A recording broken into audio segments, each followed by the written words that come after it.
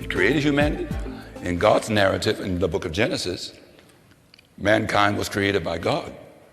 In God's narrative, humankind walked away from God and therefore walked away from the purpose and the identity that God already set in man. You created my image and my likeness. Every command is in light of that narrative. And you dismiss it and kick it out of the schools, so be it. Don't kick it out of your heart. Don't get it out of your home. We can't force the world to be Christians, but the world can't force us not to be. So everything that God tells us to do is in the context of a narrative, of a story, of a purpose, a storyline that He has created. Not that we created. That's our problem right now. We think we got the authority to create storylines that we don't have. They tell you that in school, but that ain't how it is. It looks like it's that way because God is merciful and God is gracious. But no, God's got a storyline. It's His story. And we fit either in agreement with it or in opposition to it. Every command He gives is in light of that storyline that He has declared would be. See, we make it all this deep, complicated stuff. It ain't complicated.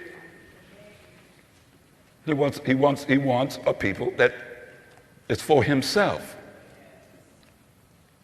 And He's going to have that. In spite of our falling, in spite of our treason in the Garden of Eden, He will have that. And He showed us how.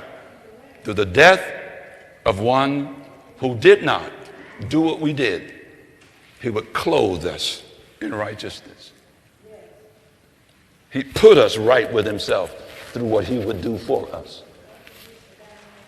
That's what this is about.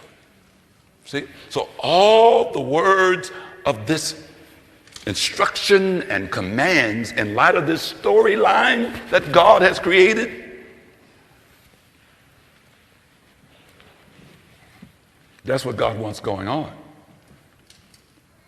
There's some things that He doesn't tell us. There's some things that are secret in the sense that He doesn't even reveal it to us.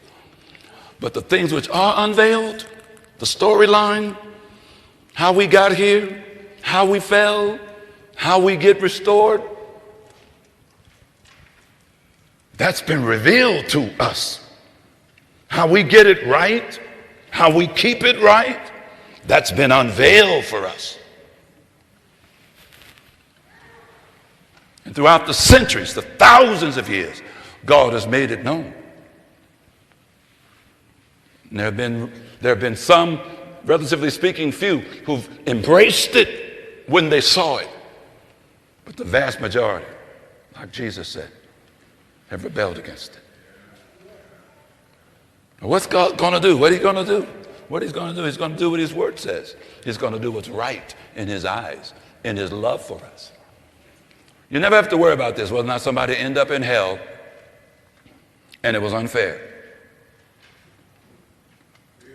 Romans chapter 1 says every person, when they even look at creation, something registers on the inside of them.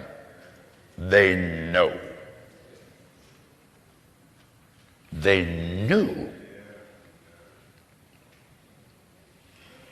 You don't have to worry about somebody going to hell and God's unfair. God will be fair, whatever He's got to do. We're not the only ones that God speaks through. We're one of the primary ways that God uses to speak to people. But we're not the only way that God speaks to people. So whatever is right, God will do to keep people out of hell. I know I got to let you think about that for a minute. Because God reveals Himself.